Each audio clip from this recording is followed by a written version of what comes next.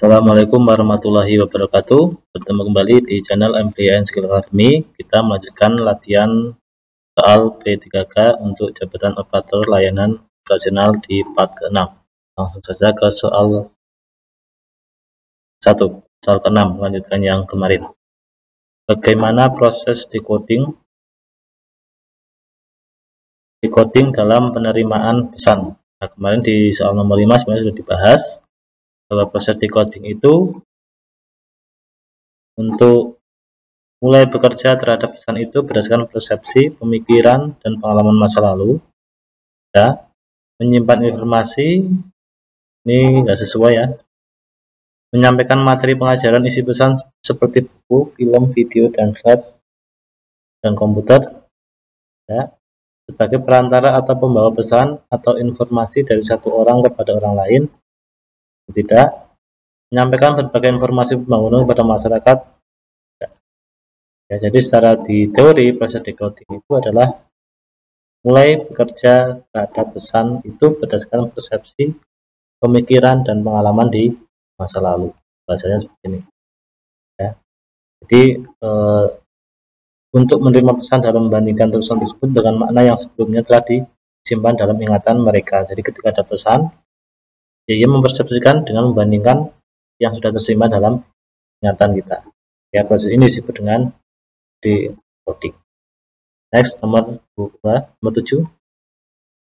Jika dalam suatu tahun anggaran, jumlah realisasi kegiatan pemeriksaan non-PKPT mencapai 90% dari total penugasan, mengindikasikan adanya kelemahan dalam, nah ini kalau cuma 90%, berarti perencanaannya kurang matang, ya masih lemah di perencanaan. Kenapa? Ya, ini bisa berarti bahwa perencanaan kegiatan tidak memadai atau tidak sesuai dengan target yang ditetapkan. Jadi kenapa perencanaan suatu kegiatan itu harus matang, ya. Berarti kalau ada pepatah itu mengatakan ketika perencanaan itu baik, maka kita sudah menyelesaikan namanya 50% dari kegiatan tersebut. Kalau perencanaan itu matang, ya. Next, soal berikutnya. Yang dimaksud dengan pendokumentasian standar rinci dari pedoman standar pengendalian intern adalah A. Transaksi-transaksi yang terjadi dicatat pada waktu yang tepat dan diklasifikasikan dengan benar. Ya. Transaksi harus diotorisasikan dan dilaksanakan oleh personil yang bertanggung jawab dengan benar. Ini pendokumentasian ya. Ini kurang tepat. Kegiatan pemberian otorisasi, pemeriksaan, pencatatan, dan review harus dilaksanakan oleh personil yang berbeda. Ini tepat. Kejadian-kejadian yang terstruktur, menyeluruh, dan signifikan didokumentasikan dengan jelas. Dokumen tersebut harus tersedia pada saat yang diperlukan. Bisa ini ya. Kegiatan pencatatan yang terstruktur tanpa dilakukan oleh ahlinya, ini jelas lah. Ya. A dan D, kita lihat yang A.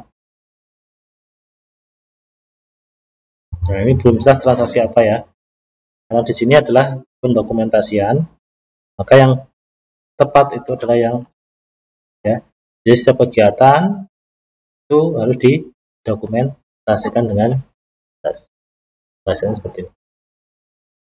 Jadi pendokumentasian dalam hal itu adalah proses mencatat ya dan mendokumentasikan kejadian, aktivitas, struktur, komprehensif, dan signifikan dalam organisasi. Jadi dokumen tersebut harus tersedia pada saat kita perlukan. Jadi kalau misalnya ada verifikasi, ya kita harus tersedia dokumen tersebut. Next, soal berikutnya. Rencana kerja operator layanan operasional merupakan alat yang penting dalam manajemen kerja karena membantu memastikan bahwa kegiatan kerja dilaksanakan dengan terorganisir dan sesuai dengan tujuan yang telah ditetapkan. Langkah apa yang dilakukan dalam menyusun rencana kerja operator layanan operasional? Jadi langkahnya apa? Langkahnya itu biasanya adalah pertama itu pengumpulan data. Saya ya. Menyusun ini juga kurang tepat. Menghimpun data, mengumpulkan perusahaan. Menghimpun data kurang tepat. Kumpulan data yang ini ya. Ini juga kurang tepat ya. Yang adalah B. Jadi kita mengumpulkan data dulu, analisis, merencanakan, pelaksanaan, baru evaluasi.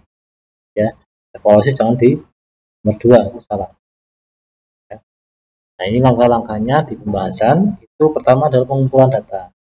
Mengumpulkan informasi yang relevan dan diperlukan untuk mendukung proses perencanaan.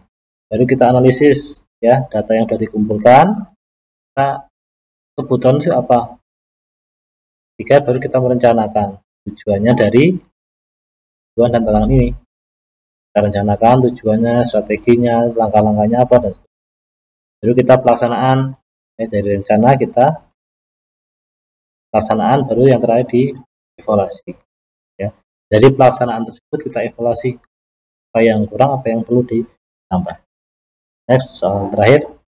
Dalam peran sebagai operator layanan operasional, proses perumusan persoalan dalam perencanaan dapat dianggap sebagai suatu proses yang terdiri dari 4 fase. Ini dalam perumusan persoalan ya, yang terkait satu sama lain. Ini menunjukkan bahwa proses tersebut melibatkan langkah-langkah yang saling mendukung dan mempengaruhi satu sama lain untuk mencapai tujuan yang diinginkan. Tahapan penstrukturan persoalan yang benar adalah kita problem sensing dulu ya. Ini juga tidak ya. Yang C ya. Yang C itu yang paling sesuai. Jadi kita harus mengenali masalahnya dulu atau kebutuhan yang ada. Masalahnya itu apa? Baru mencari informasi atau data yang terkait dengan masalah tersebut. 3, mendefinisikan masalah tersebut lebih jelas dan lebih spesifik. Jadi kalau ada masalah kita spesifikkan lagi. 4, problem spesifikasi, menyusun spesifikasi yang detail tentang masalah yang perlu dipecahkan atau ditangani. Itulah proses-proses dalam perumusan persoalan di perencanaan. Mungkin itu untuk di part ke-6 ini. Saya akhiri. Wassalamualaikum warahmatullahi wabarakatuh.